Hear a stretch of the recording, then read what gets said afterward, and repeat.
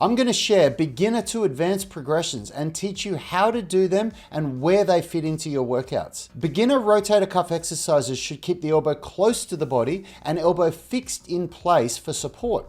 Intermediate progressions have the elbow further from the body and sometimes unsupported. And advanced progressions add instability using bands, inverted kettlebells, and body blades. By moving the elbow further from the body, we increase complexity. By removing support for the elbow, we increase complexity. And by decreasing stability, we increase complexity. These are the three main variables used to progress difficulty of rotator cuff exercises. In this video, I'm going to teach you the correct technique for some of the best exercises, share when you should progress to more advanced versions, and where these should fit into your training split, including sets and reps. Side-lying external rotation from the hip. This is a really good place to start because it keeps the elbow fixed in place and it keeps the upper arm, the humerus, close to the body, which is the safest position for the shoulder. The three cues that we use for this exercise are, number one, keep your scapula depressed. Number two, be intentional with end ranges.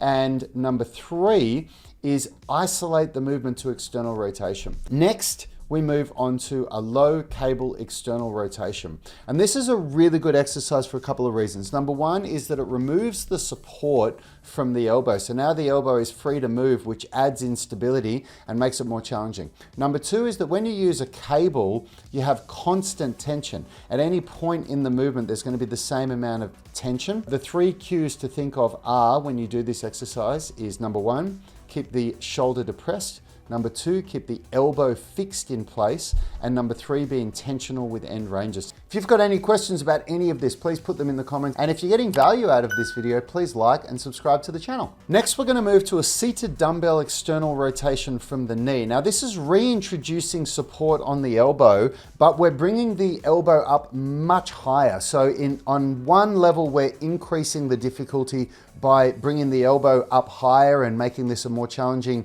progression, but then we're also reintroducing stability for the elbows. The big mistake that people make is that when they go down on the eccentric phase, they lack in internal rotation ability, so they're lacking flexibility in the external rotators, and they elevate the shoulder to get more range of motion. This is completely incorrect. You need to keep the shoulder depressed. We want the elbow fixed in place, of course, and we want to be intentional with end ranges. This is a high cable external rotation. This is much more challenging as the elbow is unsupported and in a higher position. So we want to think of everything that we developed in the low cable external rotation position here. And you really have two variables with this one. So you can have the arm directly in front of you like this, so the cable's coming from down there. That's easier than if I have the cable in front of me here with my arm horizontally abducted out there so that I'm doing the movement this way. That's much harder to do. So this is an easier version, cable coming from down that side. This is a harder version with cable coming from in front of you.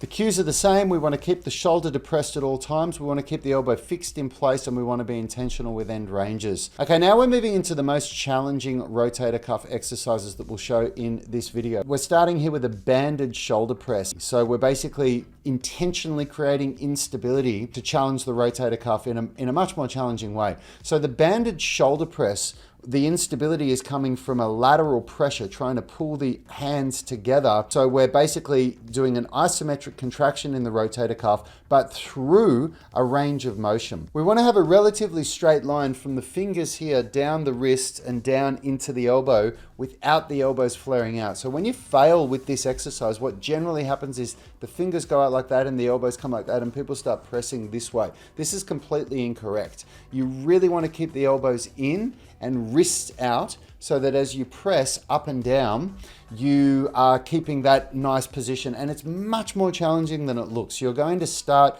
with a very light band and a reduced range of motion. So you only want to go as far up as you can. So you only want to be taking your shoulders through as much flexion as you can whilst maintaining that cue. So it's like you're doing a shoulder press, right?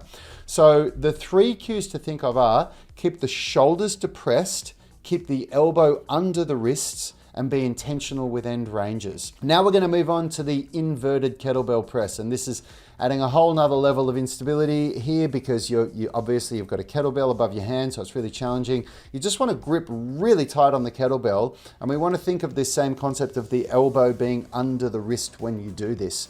So we're going to grab onto the kettlebell, we're going to grip it as hard as we can, keep the elbow under the wrist, we're going to keep the shoulder depressed, we're going to keep the elbow under the wrist, as I said, and then we're going to be intentional with the end ranges. Now, when you start this movement, there's two ways you can do it. Early on, you can keep the shoulder depressed, which is a more stable way of training the rotator cuff.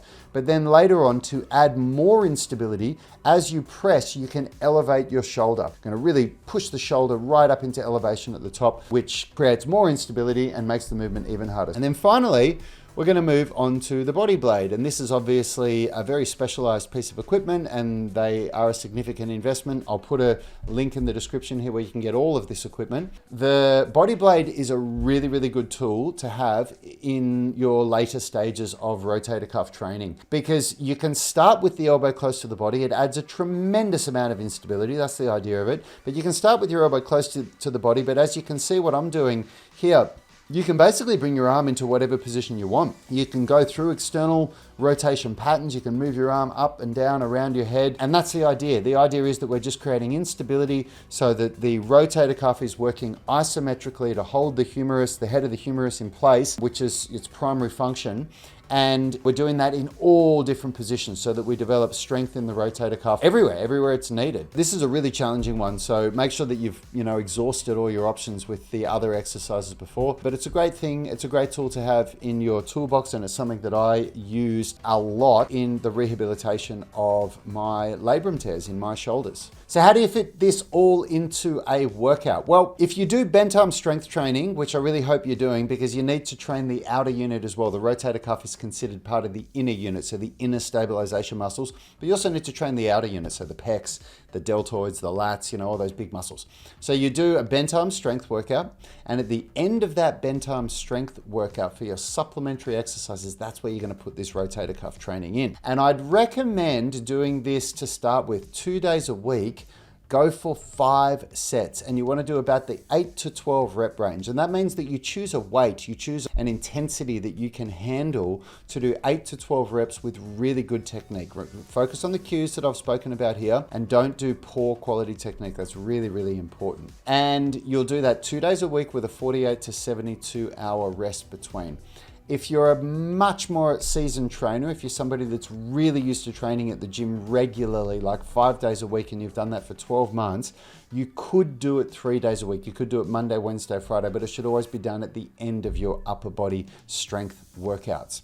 And that's how you put it all into a workout. I've had a slap tear in both shoulders, a labrum tear. I've torn the rotator cuff, multiple muscles in both shoulders. There's a way that you need to warm up before you do your upper body strength workout. And I've put that all into a really quick routine that I do as a part of my warm up. And you can click or tap the screen and join in with me in a follow along routine where I show you exactly what I do. So go and check that out, and I'll see you in that video.